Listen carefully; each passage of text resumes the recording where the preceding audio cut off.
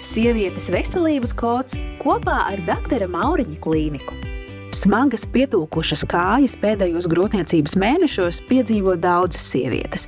Tomēr nemazums papildus cīnās arī ar vēnu varikozi, jeb paplašinātām vēnām.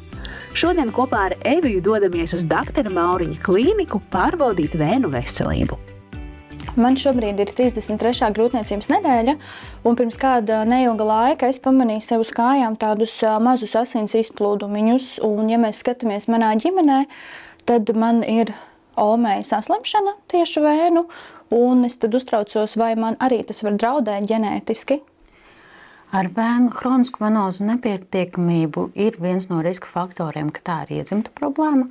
Nākamais riska faktors sievietēm ir grūtniecība, kā arī dažādas hormonālas pārmaiņas, kas arī grūtniecības laikā notiek. Sieviete iet cauri ļoti daudz dažādām hormonu svārstībām, kas arī ietekmē vēnes sieniņas elasticitāti, kas arī tādējādi var palīdzēt progresēt saslimšanai.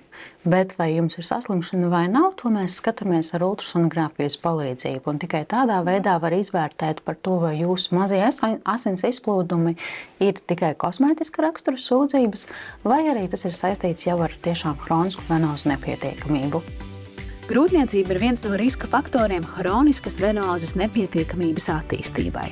Kad bērniņš piedzimst, tikai tad iespējams saprast, vai vēnu problēmas bija tieši grūtniecības dēļ, vai tomēr saistītas ar iedzimtību.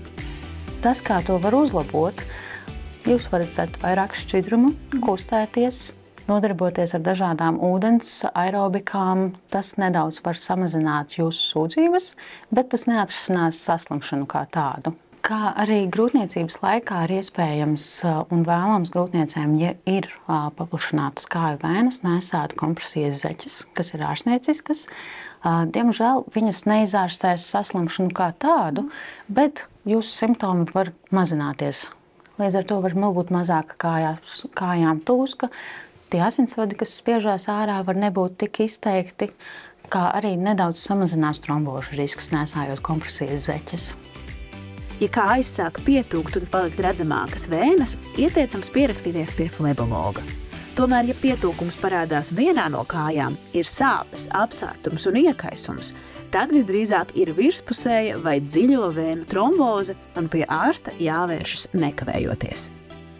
Ja grūtniecības laikā ir bijušas diagnosticētas problēmas vai ar kāju vēnām vai arī hroniska venoza nepietiekamība, viens ir mums būtu jāpārskata pēc grūtniecības laika beigām par to, varbūt šīs problēmas ir pašas no sevis atrisinājušās, jo nav vairs tā izsaucēja faktora, tās sūdzības var mazināties. Par to, vai šajādos gadījumos būs nepieciešama ārstēšana un kāda ārstēšana, tas ir skatāms ļoti individuāli.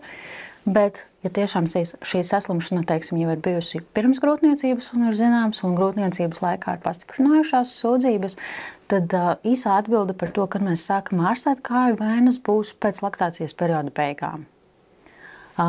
Bišķietiņās paskaidrojot vairāk, pēc grūtniecības beigām mums katrai sievietei ir jāatgriežās atpakaļ savā normālajā stāvoklī, kas ir bijis pirms grūtniecības. Ir jāļauj sev sadzīt, ir jāļauj samazināties dzemdei, ir jāļauj atgriezties hormoniem iepriekšējā stāvoklī, kāda viņi ir bijuši pirms grūtniecības.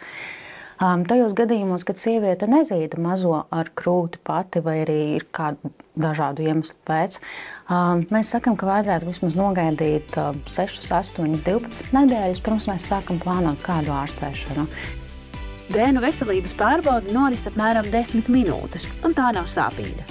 Pēc izmeklējuma ārsts novērtē, vai konstatēta saslimšana vai tikai kosmētiska rakstura sūdzības. Flebologi noraida mītus par īpašu pārtikas produktu spēju ietekmēt vēnu veselību. Tā nav patiesība. Kā mēs pašas patiešām varam ietekmēt vēnu veselību? Kustēties, doties pastaigāties un būt aktīvas ikdienas.